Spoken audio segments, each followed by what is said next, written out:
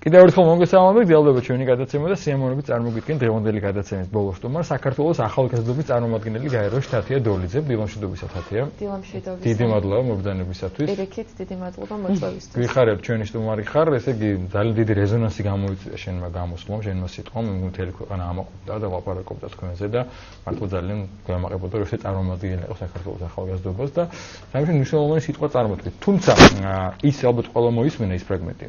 სოციალურ ტელევიზიით, არა μόνο საქართველოში ბევრმა, მაგრამ როგორც ვთქვი, გაცილებით გრძელი იყო სიტყვა, გვაინტერესებს კიდე რა აქცენტები იყო გამახვილებული ამ თქვენ სიტყვაში და შემდგომ უკვე ასევე ვისაუბროთ თქვენს მოღვაწეობაზე, იქნებ რომ ერთი თვე იყავით როგორც ვთქვი, ხო?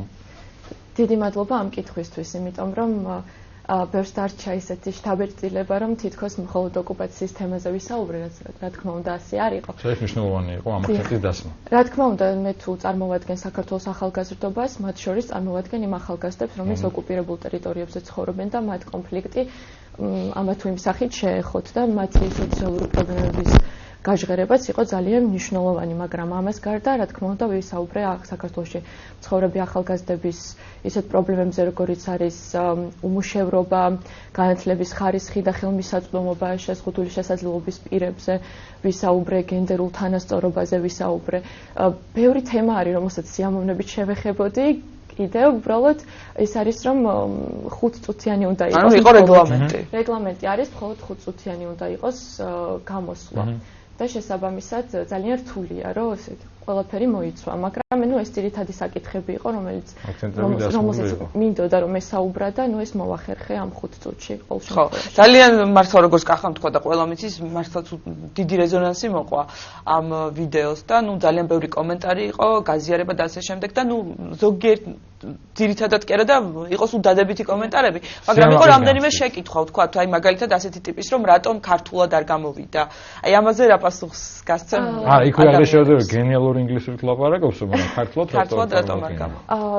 ნუ იმ მარტივი მიზეზის გამო, რომ ქართული არ არის გაეროს ოფიციალური ენა, დიახ და შესაბამისად თარგმანი ხდება ამავდროულად 6 გაეროს ოფიციალურ ენაზე სინქრონული თარგმანი, რომელიც რა თქმა უნდა არ მოხერხდებოდა ამ შემთხვევაში. და აუცილებელია, როდესაც დიპლომატი საუბრობს, რომ ისაუბროს გაეროს როგორც მინიმუმ ერთ-ერთ ოფიციალურ ენაზე. ჩემი გამოსვლა იყო ნახევრად ინგლისურ, ნახევრად ფრანგულ ენაზე და ესეც თემატურად დავყავი ის საკითხი, ანუ ოკუპაციის თემას ინგლისურად შევეხი, იმიტომ რომ თემატურად უნდა დამეყო მაინც და შემდეგ უკვე დანარჩენ პრობლემებს უკვე ფრანგულად ვისაუბრებ. ფრანგულად ისე ისაუბრო, როგორც ინგლისურად საუბრობდი, გამართულად?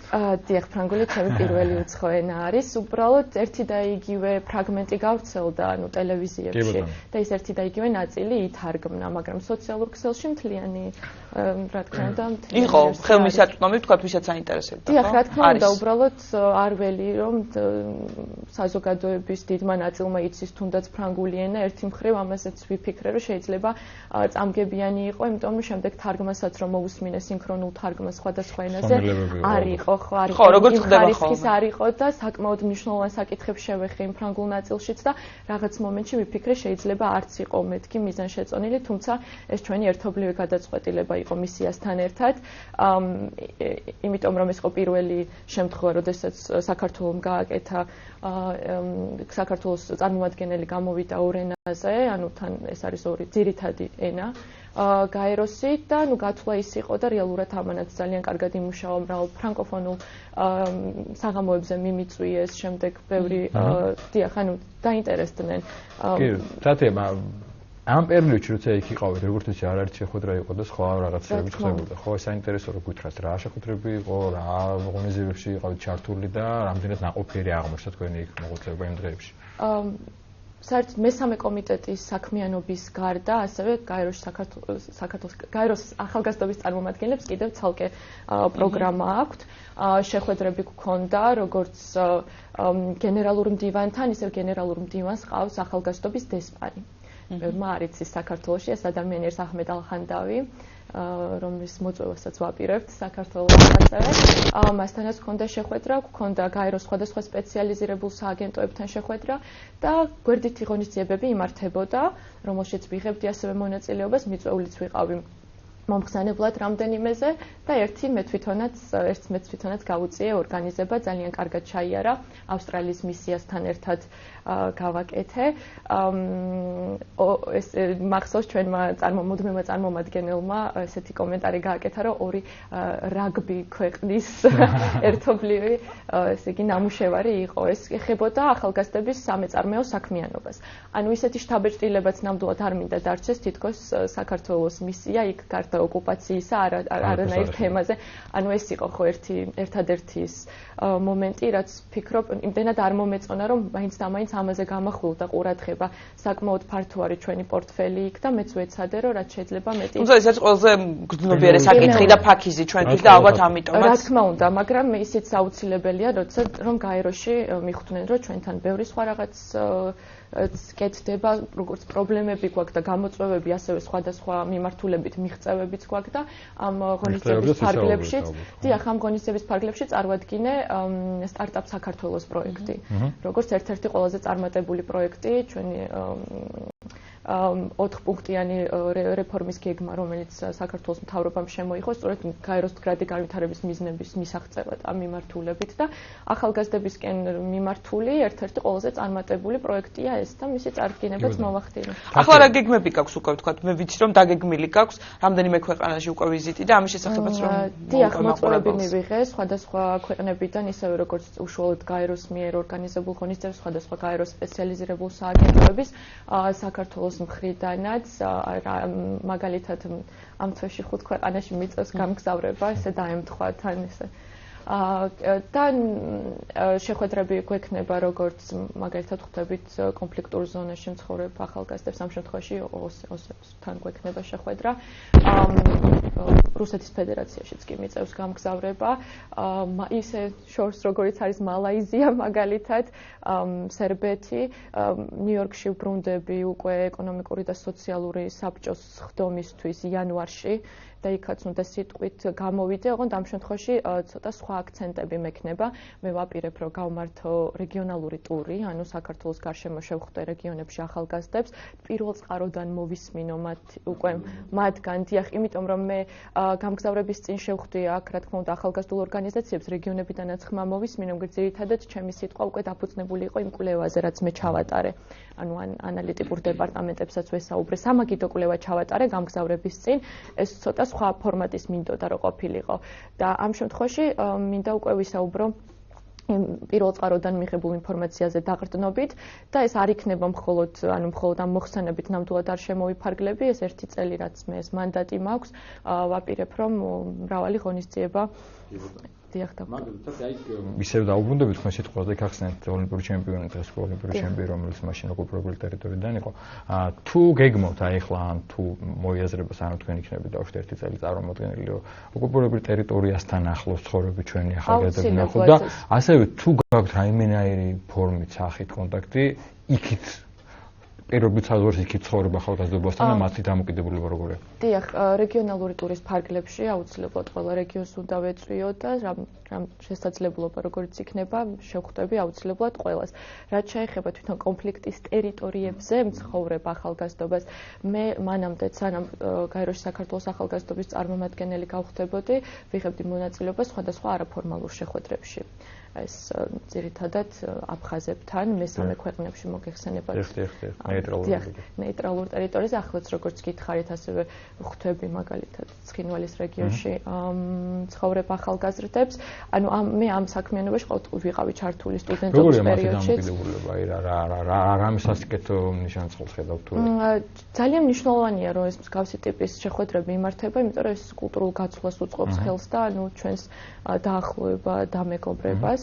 მე ძალიან პოზიტიურ ნოტაზე დავამთავრე თუნდაც ჩემი სიტყვა მიმართე ბოლოს ამ ოკუპირებულ ტერიტორიებზე მცხოვრებ ახალგაზრდებსაც ეთნიკურად არა ქართველებს მაგალითად ძალიან მნიშვნელოვანია, მაგრამ ასევე მინდა წელს რომ ამ მიმართულებით ვიმუშაო, რომ იქნებ მთავრობის დონეზეც მოხდეს ახალგაზრდების ჩართვა კონფლიქტის მოგვარების პროცესში და არ იყოს ეს მხოლოდ არასამთავრობო და ახალგაზრდული ორგანიზაციების მიერ ეს ძალიან დიდი მადლობა მართლა ძალიან ბევრი აქტიური ორგანიზაცია მიმართულებით, მაგრამ მაინც მთავარი ბერკეტები ეს ფინანსური იქნება თუ სხვა ტიპის გააჩნია სახელმწიფოს და ბევრი არ არის ინფორმირებული ამის შესახებ, რომ გაეროს მხრიდან ახალგაზრდებს გვაქვს რეალური მანდატი საამისოდ, ლეგალური ბაზა, ეს არის უშიშროების საბჭოს რეზოლუცია 2250, რომელიც არის ახალგაზრდების უსაფრთხოებასა და მშვიდობის შესახებ, რომელიც აღიარებს ახალგაზრდების როლს და გვაძლევს რეალურად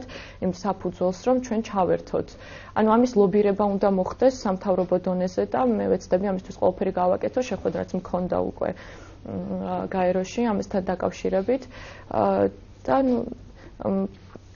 დიახ, ანუ მინდა რომ ეს მე-16 მიზანი არის ეს გაეროს მდგრად მიზნებს შორის მშვიდობა. თათია, როდესაც აი ოკუპაციაზე საუბრობთ, იქ მოგიწია კიდევ თქვა ზედმეტად პასუხის გაცემა, ხო, იყო რეპლიკა.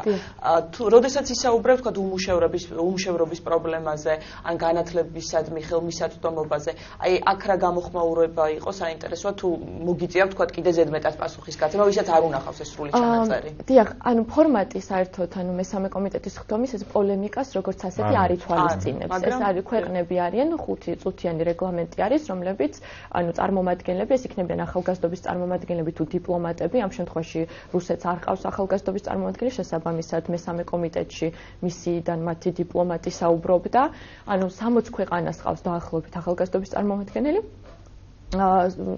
დანარჩენ ქვეყნებს რა წარმოადგენდნენ დიპლომატები, უფრო მაღალი რანგის, რა თქმა უნდა.